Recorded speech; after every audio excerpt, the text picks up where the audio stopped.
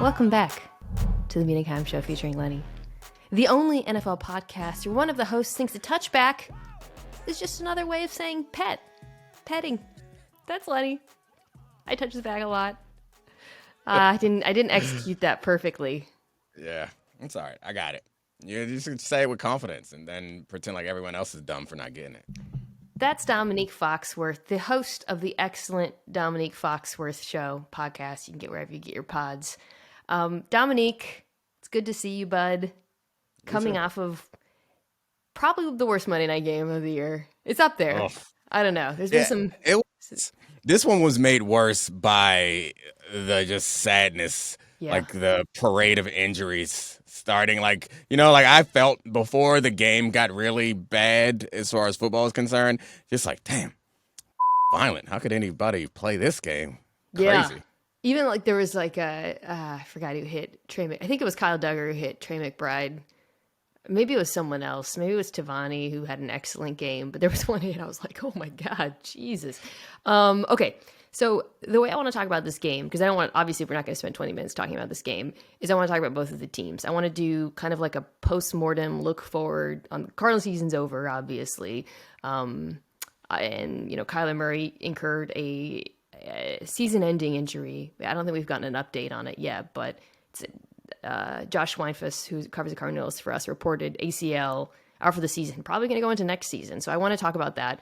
But first, I want to talk about the Patriots, who are still in playoff contention. Actually, Dominique, they're in the driver's seat. I mean, if they win, they can get into the playoffs as a wild card seed because they have the head-to-head over the Chargers. However, they are playing the Raiders, fine, and then I don't know if this is the right order, but it's the Dolphins, the Bengals, and the Bills. Whereas the Chargers, they have the Titans this week, which is a difficult matchup for them for a number of reasons. But then they have the Rams, the Colts, and the Broncos. So both teams have 7 wins, but all of the advanced metrics out there favor the Chargers because of their strength of schedule. Let's start there. Do you agree with the prediction models? Try to separate my heart from my head because my heart is bolt up.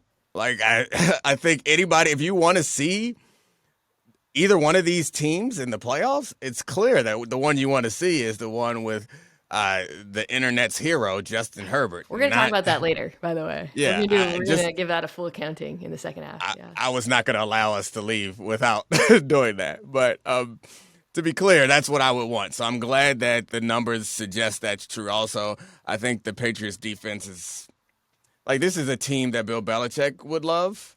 They run screen passes like they just came out.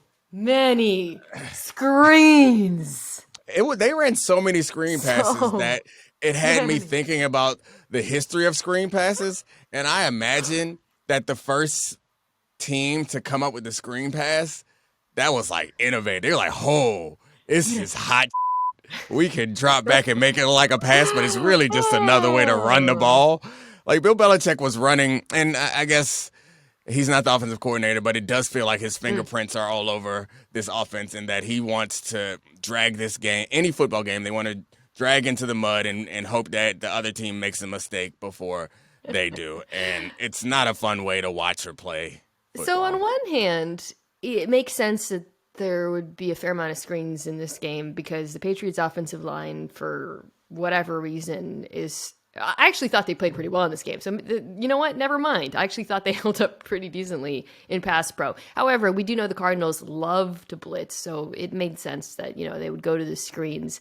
But the extent of them, the inefficacy of them was, it's gotten to the point where when they show Mac Jones freaking out, I'm on his side. Me too. I think America is on his side. He also has a way of dropping F-bombs that feels unique. Because I don't know why. He's slanging that. They didn't let him throw much else. So, but the funny though, when their most effective plays were when they would go vertical and send their tight ends up the seams. And he hit Hunter Henry twice, which, the Cardinals play a lot of cover 3. So again, that's a pretty effective play call. He can throw, I obviously he's regressed some this season and this is going to be a topic of much debate headed into next season, how the Patriots feel about him, having at one point benched him. Was he set up to fail? I don't think, like, I'm not the biggest Max Jones fan in the world, and I think he appears to be one of those quarterbacks that does not rise above his circumstances, but the circumstances suck, Dominique. Yeah, I would. I feel like this season is making me more of a Mac Jones supporter than any other time, because, like, I think last year we had to deal with people overselling how good he was, which, like, the inevitable response to someone who like us, who watch a lot of football and, like, kind of know what we're looking for, is like, cool it. Like, let's calm down. He's okay, but let's not pretend like he's actually better than you pretend that he is. But then I feel like this involuntary emotional reaction to watching these game plans, and where I'm like, damn, give a man a chance. Like, he threw a couple interceptions. Yeah, that's fine. It sucks. You're going to lose some games here or there. But you're like, I don't know, it feels like he's in a beauty competition and they're, like, making him wear a paper bag and then are upset that he can't place. It's like, get a man a dress. Give him some shoes. Let him display his talent. Give him a banjo. I don't know what they do to display the talent, but they just pushed him out there with no makeup. And then you're going to be like, well, you can't turn the ball over. We're going to lose, so we're going to punish you by throwing quick outs and screens and running the ball on every first down. It just feels unfair to me. Oh, my God. I'd like to see some sequins or something. I mean, I was thinking about Love is Blind, which I finally finished. And I was right. Everyone's trash. Yeah, everybody. It really. Nobody came out of that looking good. Even the couple I thought looking good, then with the post show tea being spilled, didn't come out looking so great. I picture Bill Belichick picking Matt Patricia in the pods, and then Matt Patricia. But that doesn't make sense because he knew what Matt Patricia was. Yeah. And that analogy doesn't stand. It was. I don't think it's dramatic to say. It is dramatic, but I'm going to say it anyways. That having Matt Patricia / Joe Judge in whatever capacity run this offense is probably the worst mistake Bill Belichick's made in his entire coaching career. What? It's quite dramatic. But I mean, it's more that he's made so many good decisions. It's like, yeah, and that's not even the worst Matt Patricia mistake he made. It's like allowing Matt Patricia to coordinate his defense that year that they lost to the Eagles in the Super Bowl is probably a bigger mistake, because that team had a chance. This team does not have a chance, and Matt Patricia's making it worse. I want to say something optimistic about the Patriots, though, which is what's a bummer about. Hold on, time out. He got a job immediately after. Oh, to be white. All right, go ahead. And he held on to it for a minute. Lions fans got to be watching Detroit just like, yo. Lions fans who are like so happy, drinking their Honolulu blue Kool-Aid, just the world is their oyster this season. Whatever happens, They're set up for success. They got that Rams pick. It's a great time to be a Lions fan. I would say it's not a horrible time to be a Patriots fan, because as upsetting as the offense has been, I think the defense has wildly outperformed expectations. And when I watch them week to week, they do have young talent. Like, this is a defense that turned over a fair amount this season. I was not optimistic about this past defense as a result. And they've found good players at every level now. That makes me think that what they're doing is sustainable. Like, Matt Judon's amazing, and, he's not a spring chicken, but and this was, I thought, one of the stories of the night, Josh Uche emerging, taking over the game at various points. Not just, he was like a designated pass rusher for the Patriots before, but now he looks like he can become an every down kind of player, a real pass rusher. And you guys I mentioned Tavai, who's been awesome for them at linebacker. Cornerbacks that they have. There we go. Get to the good stuff. Well, I thought this would be the worst cornerback group in the league. And great. I mean, the Jalen Mills is hurt. It doesn't, obviously the Cardinals offense is not effective, but when you look at Belichick's last few drafts, he has hit on a lot of young defensive players. Barmore, Duggar, Jack Jones and Marcus Jones. Like the future of the defense, I would argue, is bright. The problem is it's hard to feel good about this offense with nobody steering the ship. Throwing Marcus Jones a screen pass that he took for a touchdown a couple weeks ago had to be like porn to Bill Belichick because He it got combined the it all things. again last night. He had a good end around or whatever. I'm trying to It remember how combines the it things that was. he loves most. It's like low risk offense with defensive backs. It had to just make him so happy. Yeah, he's Marcus Jones is great. Jack is good too. Like that is impressive. It's exciting, but it's still like their offense is it's not good, and I don't see much reason for optimism.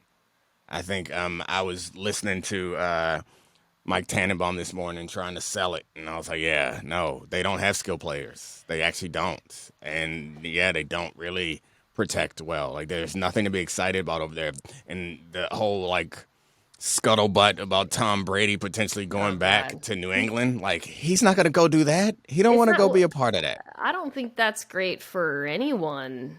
Because with like Brady, I don't know why. Like the Bucs aren't in a good situation, but neither is New England offensively. And then for the Patriots, it's like Brady's not playing super great right now. Sorry, I would say Ramondre Stevenson has been their most dynamic and fun skill player. It's an ankle injury. I don't see any like crazy updates, so hopefully that means he's okay. But yeah, it's.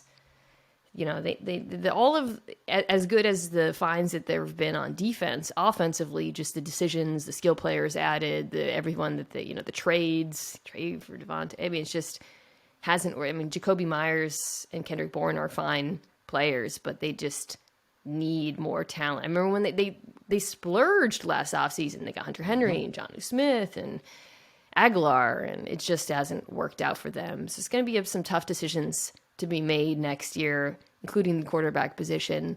So yeah, it's that's going to be tricky. They got to get that right to hopefully not waste the defense. All right, so the Cardinals, Kyler Murray, that's really ACL non-contact injury, especially because will probably take him into next season. So this is an organization that's at a real crossroads. They extended the GM, Steve Keim, and Cliff Kingsbury for the season. That's one of the ones where like everybody was aghast and everybody was right. Like that was the world's most predictable bad decision. Kyler, they're tied to financially for a while. So Dominique, I guess if let's say you're Mike Bidwell, you're the owner of the Cardinals. What would be your game plan this offseason to try to I don't know. It changed a lot last night because for me it would have been all around Kyler Murray and finding, which I guess he let Steve Keim build around Kyler Murray with the Cliff Kingsbury hire, which was I guess supposedly someone who could get the best out of Kyler Murray. That hasn't worked out. But I do think that the one piece in this, and we've talked about this before, the one piece that they have that is harder to replace is that quarterback spot that seemed more certain last year than it does now. So they signed the extended contract. I'm assuming it's probably 3 or 4 years before they could reasonably get out of it. Not that they should want to or do want to, but that has to be the goal, is to build around him, and also like I consider like somewhat of an organizational reset, which seems difficult. I think you can rebuild more quickly than people perceive, but this Steve Keim's I guess experiment has run its course, and I think the first thing you do is figure out someone else who can have the long-term vision for this organization and get that hire in first and then go from there. So I'm looking at their top cap hits next year. It's DeAndre Hopkins, who would be $23 million in dead cap, so he's not going anywhere. DJ Humphries to tackle, Buda Baker, then Kyler, Marquise Brown, Zach Ertz, Robbie Anderson. I forgot about that Marquise Brown situation. Yeah. They traded for him. And then Rodney Hudson, James Conner, J.J. Watt, who you can move on from some of these players, some of these veterans. I guess my feeling is those are Marquise Brown and DeAndre Hopkins are probably going to still be your top two offensive weapons. Drafted Trey McBride early. He's been playing more as of late. I think you have to go into next season with a priority to make improvements in the trenches on the offensive and defensive line so that when Kyler Murray does come back, offensively, you're in a better position. Defensively, there's issues in the secondary too, but that would be, I would say, the number one thing that they have to do is improve in the trenches. I do still think it's an attractive coaching job. However, maybe that's crazy, but again, obviously you might not have Kyler at the beginning of the year, but I actually think, okay, like it's an organization that's going to be in a bit of a rebuild. So there's not going to be a ton of pressure on the new coach to win immediately. The expectations will not be high for this team next year. And you do have a quarterback who you know is capable of high play. And I think, I don't know, I compare this to a job like the Denver job where you have an elite defense, but you're tied to Russell Wilson. I would rather take the Arizona job, especially if I was an offensive minded coach, believing that I can turn things around there and that I've got some leeway. Yeah, I mean, one of the more attractive things is that division is up in the air. I mean, the Broncos job is scary. Like it's gonna be scary in that division. Like you're looking at a wild card normally. So I think that makes the job more attractive. Kyler Murray's injury, I think that there's some questions floating around about his maturity and selfishness and all that stuff, which was kicked off. I mean, I think there was like whispers about it, but when Patrick Peterson kind of went public with it, then everyone had like license to talk about it. So whoever gets in, I think that Kyler, you need to try to sell Kyler on this and use this time, this injury time, as a time to get focused on growing up, or whatever it is. Like because you live and die with how he goes. So yeah, I guess the one thing that I push back is like there's so many other questions. Yeah. There's so many holes. Like you started by saying focus on the trenches, but then you name like three other things that they need to address. I guess finding quarterback is the hardest thing, but I'm not even sure that they're certain about that just because they extended him. Like it feels like a bit of a scary proposition to go in there and rebuild it quickly. They are 12th in cap space right now. That's before clearing some of those contracts. And then it's probably going to be a pretty high draft pick that they've got next year, because the pick that they traded for Marquise Brown was the 2022 pick. I wouldn't be surprised if this ends up being a top 5 pick the way things are going in Arizona. I think it might be 6 right now. So there's going to be, there's ammunition to improve this roster. I don't think Steve Keim should be the one doing it. I mean, I've been pretty clear or outspoken, I guess, over the last few years. I'm not impressed by the job that he's done with this roster, the draft picks, the way it's been built, frankly. So that's another thing I think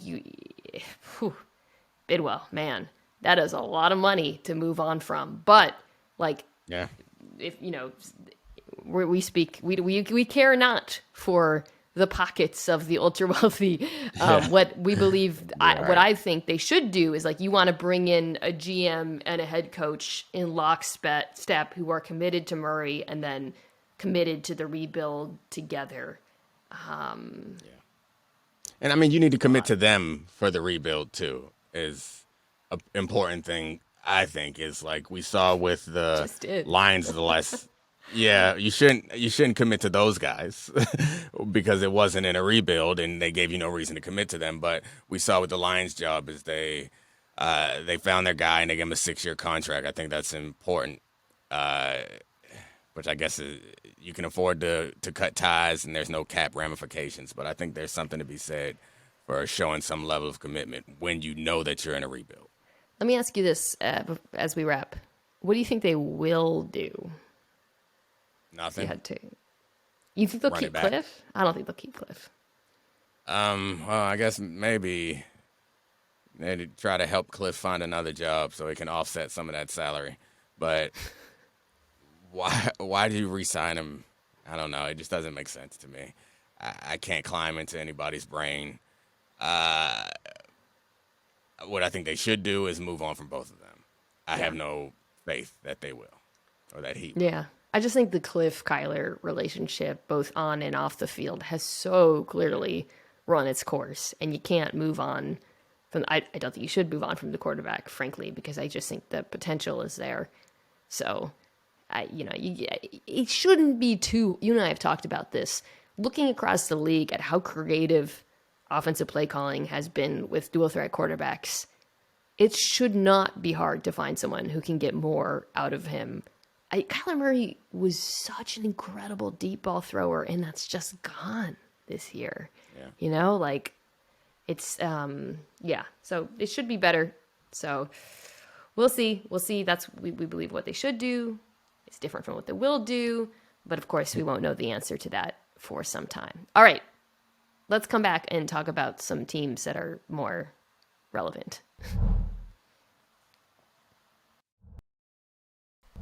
All right, people, we are brought to you by Caesars Sportsbook, the greatest sports betting app of all time. See, it's not just about the daily promos, odds boosts, or the hundreds of ways to wager. It's about the immortal words of Caesar himself.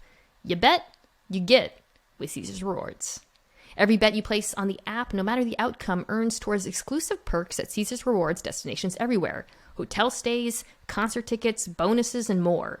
Download the Caesars Sportsbook app, become a Caesars Rewards members today, and get more with every wager. Must be 21 years or older to gamble. Gambling problem? Call or text 1-800-522-4700. Okay, we are back. Winners and woofs. I will go first. The winner, it's the Los Angeles Chargers. It's not Justin Herbert. It's not Brandon Staley. It's not the Chargers defense. It's all of it. The whole team was a massive winner this week, beating Miami. There are so many things to talk about here. I want to start with the defense, however, because I know that's something that you're passionate about. I'm sure you have a lot of opinions about. I'll start with the question that is on everyone's mind this week. Do you think the Chargers laid down a blueprint to stop the Miami Dolphins? I think they put something out there that was easier to copy than what the 49ers did. I think that you are part of this Chargers list of things that are big winners where you're going to pretend like you're not a big winner this week. It was like the game of the internet of the Twitter season was you versus Emmanuel Acho. And you got a big win, and then you rub salt in the wound afterwards. It was pretty tremendous, impressive win. Were you nervous? Because like everyone was, it was kind of a big deal. People were very into like this particular, and you came to represent most analysts. I wasn't nervous, but I was preemptively annoyed because if things... I didn't think things would go that way, by the way. I didn't think the Chargers... I thought Herbert would play well because he usually does, but I didn't think the Chargers defense would be able to stop the Miami offense. So that was surprising to me. And I wasn't nervous, but I was like preemptively annoyed by all the bad faith. Because, I figured this would be another round of Herbert versus Tua and making it about the quarterbacks as opposed to analyzing the game or whatever. So I was preemptively annoyed by the discussion that would ensue. And then you ended a man's career. All right, so I think, I mean, he threatened to go away, and then you was like, see ya. All right, so anyway, to your original question, because of, it's a tough spot that Tua and Mike McDaniel and the Dolphins are in because they have offensive line limitations. And they want to get rid of the ball quickly because of those limitations. In this game, we saw some of the issues that the Dolphins had were because Tua was inaccurate at times. But a lot of the issues, I think, were because he wants to get rid of the ball quickly. And they were pressing their receivers, which is something I would advise against. Is like, don't get up there and get in Tyreek Hill's space. No, I wouldn't. I would have before that game. No, I'm Okay. saying I Oh, would you, not you still changed your advise mind. that. Yeah. Yeah, I mean, I To the saw the way blueprint. that they Yeah. did it, but I mean, honestly, I still would be nervous about it. It's not a fear that goes away. I don't know if it was this year. It might have been last year, but I remember Tyreek Hill had the best numbers against press coverage out of anybody because, as we've talked about before, he's with the exception of height, he has everything you would need is like quickness and speed, and he's strong, and he can attack the ball in the air. And if you miss at the line and you're jammed, then it's a touchdown. So it's still kind of scary. But what I saw happening so many times, the timing being off, and the thing that we celebrate for Tua is also like a drawback is almost his machine-like precision Yeah. is like he's ready to go. And when everyone else is on that same page, you're like, golly, that was Yeah. good. And then if you take 2/10 off of the receiver's speed and Tua is ready to throw and he's not open, then you see the difference between Tua and Herbert. Is I noticed that Tua he wasn't terrible, like he wouldn't like melt down completely, but he would scramble and maybe run for 6 yards or throw the ball away. And Herbert, when the play would break down, he'd roll to the right and then throw back across his body a perfect dime to Mike Williams. So like that is the difference. Yeah, I think there's a lot in there. The difference is that second reaction ability. Right. Yeah. And that's why teams are trying to draft for that now. It's not just Herbert, it's across the NFL. You see like the elite quarterbacks tend to have that ability. I think the word that you hit there, machine, is kind of the one that keeps coming to mind because the Dolphins, like Mike McDaniel, like he built a machine essentially. Mm-hmm. And Tua is the perfect operator of that machine because he has a quick release. He's accurate on his first read, and he had total faith in the offense. I think that's what was always so impressive to me, or at least I think when you watched the Dolphins offense, why they clicked was like Tua knew if he made that throw and he looked a certain way, the receiver would be there. So what happens when you throw a little sand in the machine and the receiver's not there exactly when you expect it? Because like the Dolphins offense, we're making this more about the Dolphins and Chargers, but they have more vertical RPOs than any team. The depth of target on their RPO, this actually dates back to last season as well, is longer. Like they are able to turn those into 10 to 15 yard games plus even sometimes. But however, again, that's so timing based. The ball has to come out so quick. The receiver has to be there. So Brandon Staley saw what D'Amico Ryans also saw, which is if you press those receivers, you're going to lose some. You're going to lose a few. Michael Davis fell down one. By the way, had a hell of a game. But the disruption of the timing is the most important part to stopping this offense. The difference between the Niners and the Chargers, and I think why we were pessimistic about the Chargers' ability. First, the Niners did press less, but they also played, mostly their usual quarters, zone looks. However, Tua was rattled not just by the pressing in the beginning of the game, but also the pressure, the threat of pressure. Right. I would say in this game, he was rattled by the coverage because the Chargers were sticky and they took away the middle of the field, whether it was through leverage with their cornerbacks or dropping their linebackers or their safeties. They took away the middle of the field, and Tua was rattled by that. So I think to go back to the original question, the blueprint, that's more replicable than what the Niners did, which was based on talent. Yeah. Dominique, the Niners in that game, 61% of Tua's targets were to open receivers, NGS open 3 yards or more. In the Chargers game, it was about a third. Those dudes were not open. So I just want to praise to Staley and then praise to those Chargers defensive backs and linebackers for executing that, man. Because Derwin James didn't play in this game. Bryce Callahan didn't play in this game. Alohi Gilman, Michael Davis, Drew Tranquill, Asante Samuel Jr. balled out. So credit to them for executing that game plan to perfection. Against the unstoppable machine that we saw early in this season, and that they deserve a lot of credit. It's not only their execution, but like the confidence to do that. Like I don't know. It's something that I don't think we talk very. Yeah, that's what I'm trying to say in a way that still like lets me keep my facade of like football manly man. I would have been nervous as like, I got to get up here against this guy and like, and they weren't doing like a soft press, and this might be getting a little too much in the weeds that's not interesting to people, but there are different ways to press. They were pressing in a way that was risky. It was dangerous when you deal with these guys, but I think also it was about understanding the route concepts. As we saw Tyreek Hill catch one like traditional looking go ball, but Michael Davis when you fell. think about those big plays that Tyreek yeah, but when you think about those traditional plays that Tyreek Hill, big plays he has, they aren't like traditional go balls.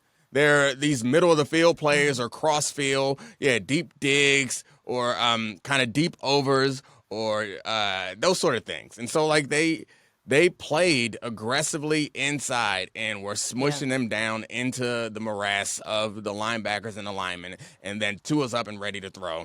His line is breaking down because they're not good, and he doesn't know what to do with the ball. I think illegal contact was called Corners won that game. The Corners did win that game. For once, you are correct about that, and giving undue credit to the Corners. No, I mean, it was unbelievable. Like, I think they called illegal contact once, if I remember. You live with that, man. This going forward, the Jets, I think, are certainly capable of executing this. We'll see what the Bills and the Pats do, but you live with those illegal contact calls. You live with those 5 yards because you got to get hands on them at the line of scrimmage and try to disrupt that. It's totally worth. You live with falling down once on a go ball. You live with that. Michael Davis got right back up, man, and said, "All right, gonna keep doing it." It's awesome. That's an interesting way to go into a game too. It's like it's nothing I've ever experienced, but like as an analyst or even as a fan watching games, I think that way. But that's not how you think when you're in the locker room, or that's not how coaches talk. And I wonder if that's changed with some of these younger, like more analytically focused coaches. Just about to say that, yeah. I wonder if they're like, look, guys, we're going to give up something. Because like we would have played sometimes somebody like Randy Moss will make a play. We come to the sideline. The coach would say something to keep your morale up. Like they get paid to. That's the closest thing you get to it. But I don't know about coming to a game like, look, and having the message not only be heard by your cornerbacks, but be heard by your entire team, because I think that's the most uncomfortable thing is walking back to the sideline feeling like you let people down. So, like, I don't know that they're doing this, but I imagine a scenario where you're like, look, guys, we're putting a lot of pressure on this player this week. Gonna go wrong every now and then, but we trust that more times than not, it's gonna pay off for him to do this. So, like, when whatever happens, we got his back. That, in some ways, is more impressive from Brandon Staley than all the fourth. I mean, he's been, the fourth down stuff's come and gone this year, whatever you think of it. They've made 2 good fourth down decisions, I thought, in this game, which were necessary, and one worked out. But what you just described, having an aggressive defensive mentality, then selling it to the locker room, and then having them execute it, that is an impressive coaching performance. And it's also like somewhat antithetical to what got him this job, at least the way that I think of a Brandon Staley defense. He hasn't been a coordinator for a long time. So yeah, he skyrocketed right to head coach. But like that shows like growth and improvement, and impressive is like Brandon Staley's strategy before he got this job was let's stay deep, keep them in front of us. They can't execute this all the way down the field. And then he's like, you know what? That ain't going to work this week. Let's do it. Yeah. I thought they had a really good game plan against the Niners, too. It like kind of flew under the radar because they lost. But week to week, we're seeing different game plans. And this is not the Big Fangio defense by any means. So shout out the Chargers. Shout out Brandon Staley. Shout out Michael Davis. And one more the shout rest out. You're of missing one. Justin Herbert. One final shout out. Nope. One more. Dominique Foxworth? Sure, I'll take it. I was going to go Emmanuel Acho, but whatever. Oh, no, that's over, frankly. Okay, it's over. All right. We're not even going to talk about Justin Herbert because the defense was so fun to talk about. Let's hear your first woof. Good question. My first woof. I think it was the Jets. Oh, it was the New York Jets, my first wolf. They went and played the Bills, And it's a weird wolf because I think that you've convinced the listeners that I give fake winners that I really turn into wolves because I want to rag on people. But Convinced. this is kind of walks the line of the opposite. Is they're so damn good on defense. They're so good. And They're so and good. Garrett Wilson, like I go back and listen to that speech that his daddy gave him before the draft all the time. I love him. He's an incredible football player and seems like an awesome human being. They are like just so interesting and exciting. That defense is great, but they lost. And I walked away from that game thinking Mike White is like, he's getting better. He is not getting bad. better. Yeah, like he's making great plays. He has to string them together. He can't seem to do that, which is like how you actually end up scoring. It's like he can get a couple good plays and then something will go wrong. But stringing together a bunch of great plays and incumbent on the offensive line, or it's also important for the offensive line to protect him like they didn't protect him. They were just so bad on offense in this game. So bad with like some glimpses of, oh, they couldn't run the ball, they couldn't throw the ball, but there were some glimpses of like, damn, good throw, Mike. Garrett can't be covered, and then yards after catch is impressive. Like there's like glimpses of it, and it just feels like you're so close. And the difference in this game was smaller, I think, than was the final score. They lost by 11. The difference was much 2012. smaller than that. Yeah, it was much smaller. 12, I mean, it's a bummer watching them because, and there's no reason why they would have done this. Obviously, if Mike White had started the season, they'd be in the playoffs. I feel confident saying, and that's not, I'm not like saying he's the quarterback of the future and they need to get him under contract or whatever. Right. But he is much better than Zach Wilson. And the other thing is, like, I think I tweeted about this. He's clearly better than last year because this was a good referendum game because they obviously melted down horribly against the Bills last year, the 4 picks. In this game, like, you know, there's not quite a consistency there, but there's improvement. And you don't usually, later round draft picks don't usually get that opportunity to improve the way first rounders do, but it's an undeniable trajectory where he has improved. He made some the throw where he got turned into a Pac-Man, man. Oh my god. That ball was gorgeous. Gorgeous. Like he got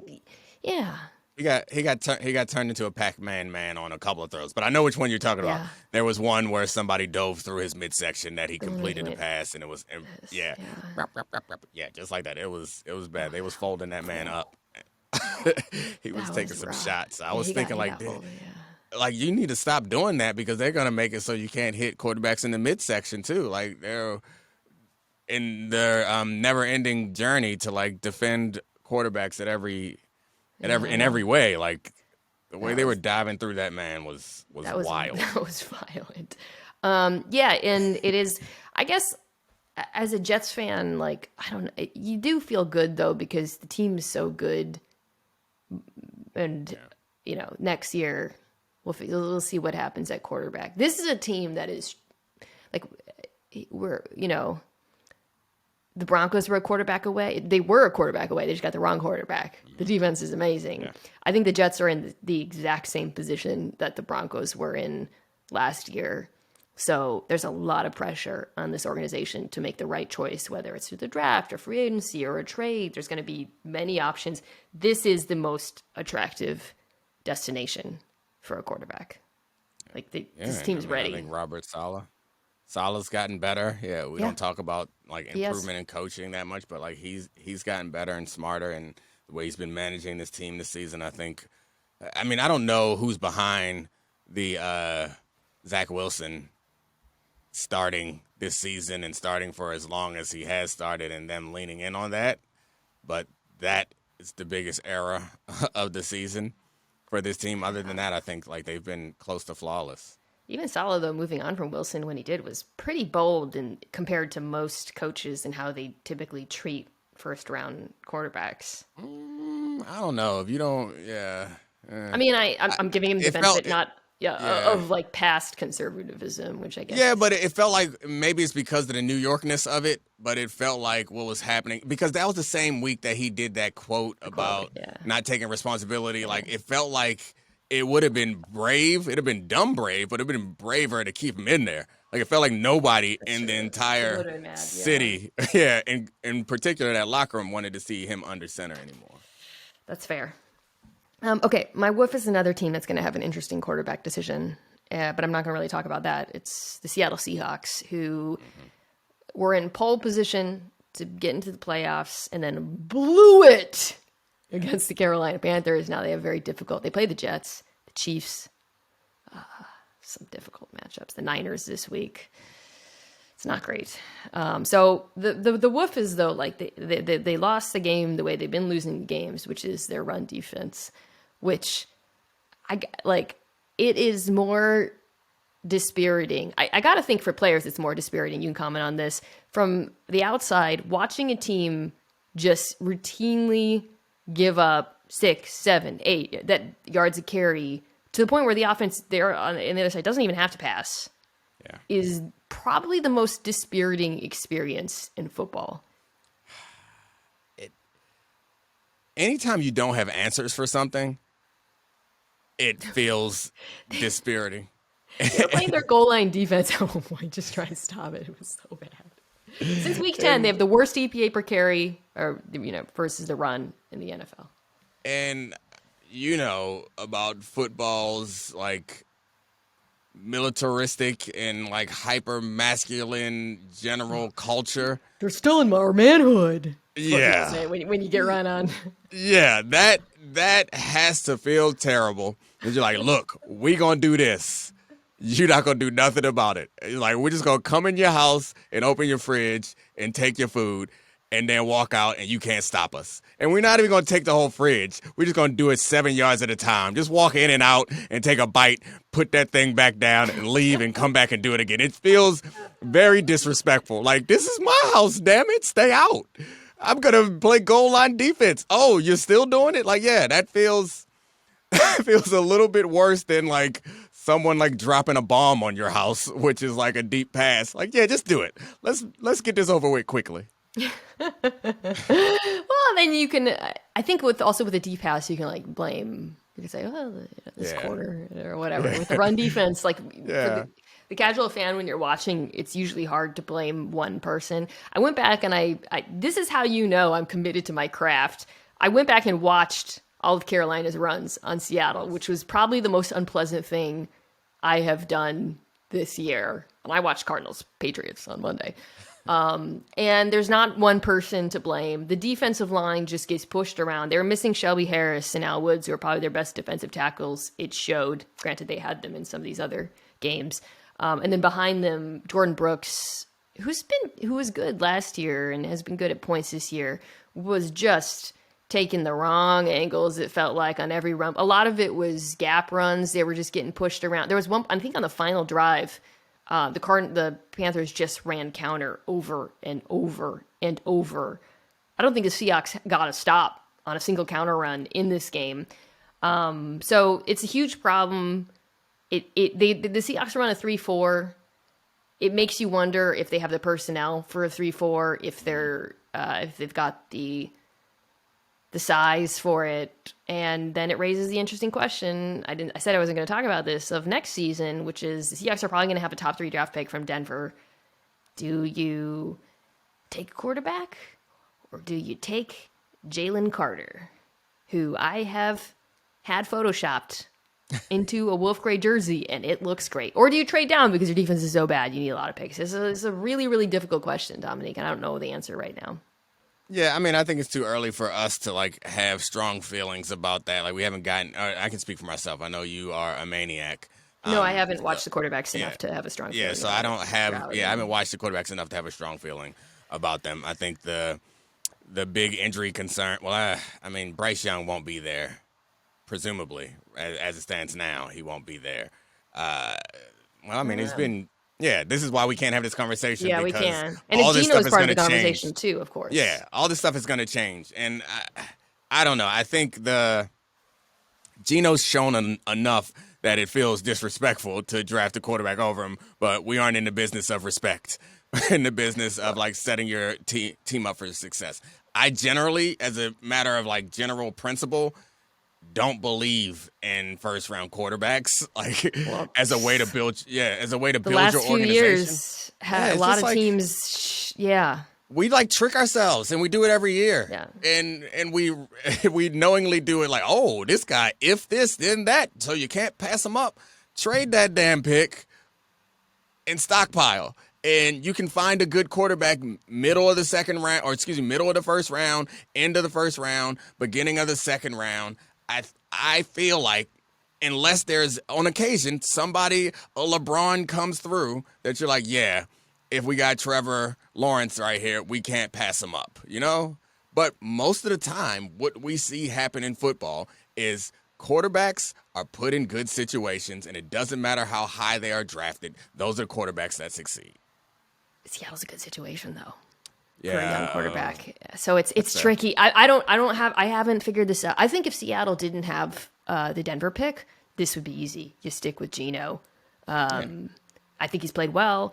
However, that pick, those options, the potential to get a guy on a rookie contract makes it a little bit trickier. But I don't have an opinion now because I haven't watched the quarterbacks enough. And ultimately, it is going to come down to, do you believe one of them is truly special?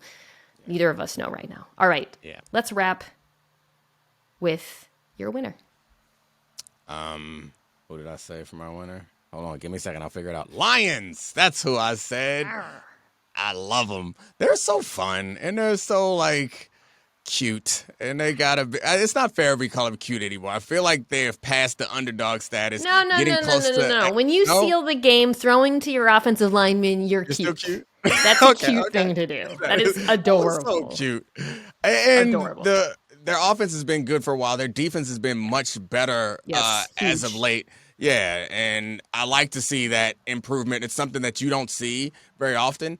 And a couple teams I watched pretty closely this week, and one of those teams was the Vikings. I went back and rewatched their defense, and that may be skewing my perception on everybody else's defense because, man, Did you see my rant? to watch. Did you see my rant on NFL Live yesterday? You ranted about the Vikings? I ranted about the Vikings defense, yeah. My God. I don't know what you said. I don't want to ruin it, but did you talk about how the safeties have terrible eyes and how the linebackers don't get enough depth in zone and how Patrick Peterson is crazy aggressive and how Dantzler runs a 4.6 and can't run with anybody? Like, it's rough. I wasn't sure if I came with this analogy in the moment. Sometimes I come up with it beforehand. Spoiler, or I guess opening the. But this one I came up with in the moment. I don't know if it worked necessarily, but I said that the Vikings defense reminds me of me during the holidays because they sat back and watched other people cook, and that is how I feel watching them. I saw that. I guess I don't know how I missed the rant, but I saw that analogy. It's a whole rant. I'll go back and find it. The gist of it is that they play a ton of off coverage and they allow 9.23 yards per attempt when they do so. And it's freaking, dude, the touchdown to Josh Reynolds. Jared Goff will never throw an easier touchdown in his life. I mean, it was. It's horrible. It's horrible. But the Lions' offense, we knew the Lions' offense was good. Yeah. They're also getting guys back though. Chark's healthy now. Jameson Williams is getting in the mix. We all know how good Amon-Ra St. Brown is. It's the play caller is good. Ben Johnson. It's a good offense, but the defense was the thing holding this team back. Let me ask you this. Do you feel like the defense, look, I mean, sometimes Justin Jefferson is just going to cook you. It kind of is what it is. Casually splitting double teams yet again in this game. Do you think that they're, like, let's say the Lions, so they have 6 wins now. I think they probably have to win like 3 of their final 4 games. Totally possible to get into the playoffs. Do you think this defense is good enough to support this offense? Like, I mean, I guess it depends on, like, what your expectations are for this team. So I don't think anybody thinks Super Bowl run. Could they win a first-round playoff game in the NFC as it is currently constructed? Maybe, depending on who they match up against. I guess if they see the Cowboys or the the Cowboys or the Eagles, and I guess maybe even the 49ers because that defense is so good, I'd see it as unlikely. And they'll never end up against the Bucs. So I guess probably winning a playoff game is a stretch because I think Jared Goff has been good, but last 6 weeks his numbers are outstanding. He had 10 touchdowns, 1 interception, a great QBR, but I noticed that his his completions over expected is negative. And that like suggests to me that he's playing in running easy this. mode. Yeah, he's like running this machine well to go back. And Jared Goff is another quarterback who has run machines well, but is not going to elevate you. So presumably they'll go in the playoffs. They'll play a good defense that will take things away, and you're going to ask him to make plays. And your defense is not good enough, even though they've gotten much better, which is so hard to do as a defense in the course of a season. It's so impossible to do. That's some really great coaching to be able to pull that all together in the course of a season. Yeah, Aaron Glenn, their defensive coordinator, really turned stuff around. And it's like players that I didn't know before this season, rookies, got guys like James Houston making plays. Okuda's playing better. Okuda's playing better. It's they're better. They need more talent. They're going to be by the way, they also have a bunch of interesting draft decisions to make. I think that this right now, like some debate over whether or not they should just ride it out with Goff next year. This is the team where I'd like to see a different quarterback, frankly, because like Seattle, it's a fantastic situation, but I think Geno Smith is better than Jared Goff. Generally. And I don't think you get any pushback. They'll have the number 4 pick if the draft happened today because of the Rams pick. Yeah. And what a great time to be a Lions fan. It is. It's been a long time where it hasn't been a great time, but right now it's a good time. All right, Dominique, always a great time recording with you. Check out the Dominique Foxworth Show wherever you get your podcasts, and I will see you next week.